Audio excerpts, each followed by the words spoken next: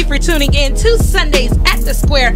I am your host, Tony Ringgold, and I hope that you're having a wonderful weekend thus far. It has been recordly warm. I just love how I go outside and I don't have to have a jacket on in the middle of February. This is Texas for you folks. So enjoy while you can, because you know it's probably going to be a cold front or a whole bunch of rain or something else coming in the next few days. I haven't even checked the weather forecast, but I'll tell you I've been enjoying myself. Now, you know I have the most amazing people sitting next to me. The beautiful, talented, the ever so connected, the beautiful Miss Tina Capito. I will allow her to introduce herself and tell her all the different hats that you wear. See, I'm jumping right in because we have a lot of ground to cover today. Guys, I want you to make sure that you stay tuned and listen up, because there's some really good information that's coming right here on B106. So without further ado, I'm Tina Capito. My day job is I am the District Transition Specialist for KISD. And what I do is I help families with students with disabilities. They transition children from birth all the way to 22, either in school, into community activities, community networks, things that are going to help students with a disability get connected and have the services that they need. Absolutely. And then I'm also... you see that? We just kept going. We just kept going. Also, what else? You told me to say what I was. Yes, won't you tell me all the hats? I'm just going to sit back and sip my water. This $100 water I got from Ross. $1? Girl, $2.99. I was on the rush. Anyway. Okay. So, okay, with all the hats, are you sure all of them or just a few of them? Girl, all of them. All the different hats. So I'm also president of Educated Angels, which is a nonprofit that focuses on students with disabilities, homeless students, and students who want to go to college and get scholarships. And wow. Then, I know. And then I'm president of CASA of Bell and Coryell County. What? You didn't know that? Girl, no. All right. CASA is court-appointed special advocates. They are the voice of children for children who are taken into CPS care, and they need someone besides mom, dad, or a lawyer to speak for them. They are appointed by a judge, and they are really just the voice for that child.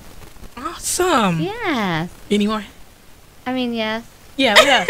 What else? This is so fun. You are so silly. I'm also on Celebrate Clean, which helps put all the activities together for the city. And then I'm on the Veterans Council for the city of Harker Heights. That's a fun one, too. I'm sure there's a few more, but let's move on. Yes! I want to talk about my special needs. I just want you to know the person that I'm sitting next to. You know what I mean? Because, you know, we have guests and stuff come on. It's important for people to know that these people are legit. And they really, really are doing what they say they are doing in the community.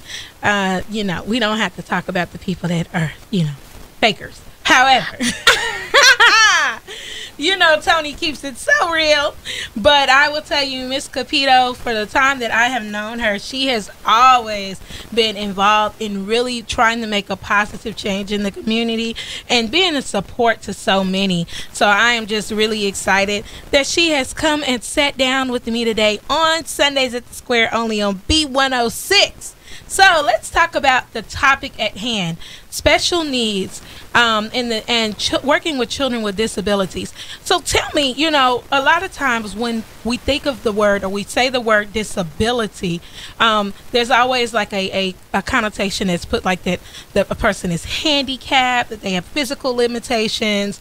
I know that a lot of that is, you know, a myth. And being that I am the mother of a child with special needs, I definitely have more of an understanding of that. But for some of our listeners that may not, can you explain a little bit of what that means exactly?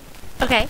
So a student with a disability, it actually is a wide range. Sometimes it's a disability you don't see, and sometimes it's one that you can see. You can look at that individual and you can see their handicap.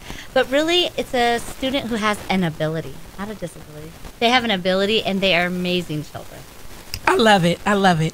Have an ability, not a disability. That's right. I love it. I love it. And so one of the things that I wanted to talk about today is some of the community events and some of the things that we have going on to help support children with special needs.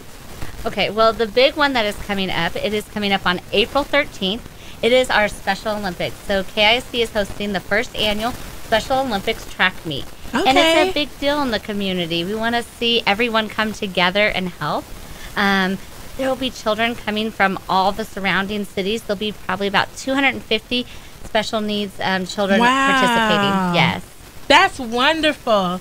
And so when you talk about a track meet, you know, my mother, she was an amazing track star. She had so many different scholarships to college and stuff, and as I grew up, I was able to go and enjoy different track meets. One of the biggest things is the Texas relays. I remember growing up in Austin, like, that's the thing, honey. Everybody goes to the relays.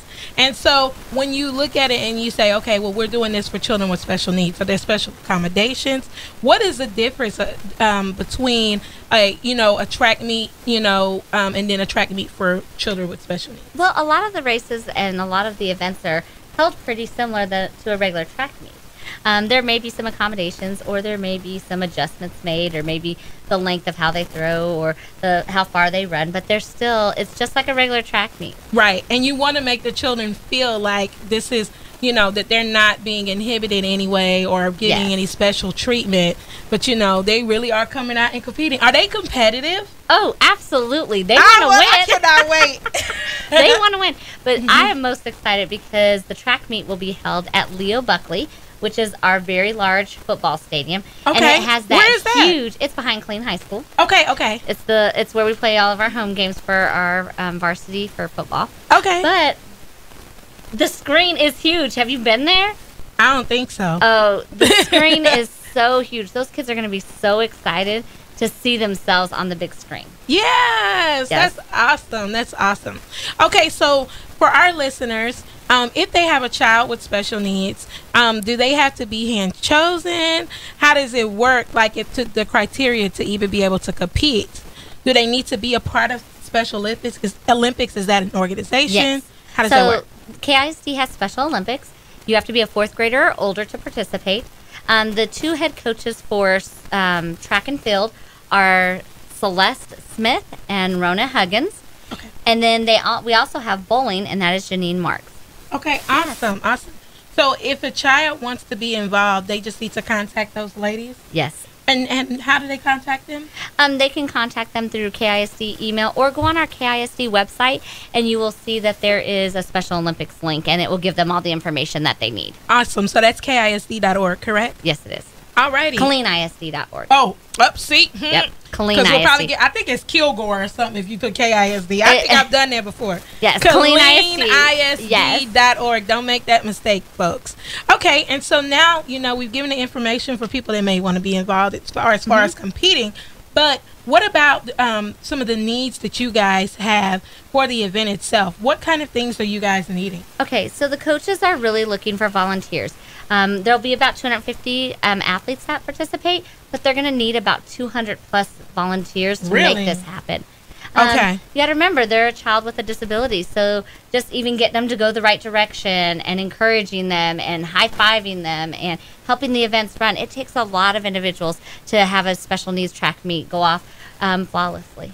Okay, awesome.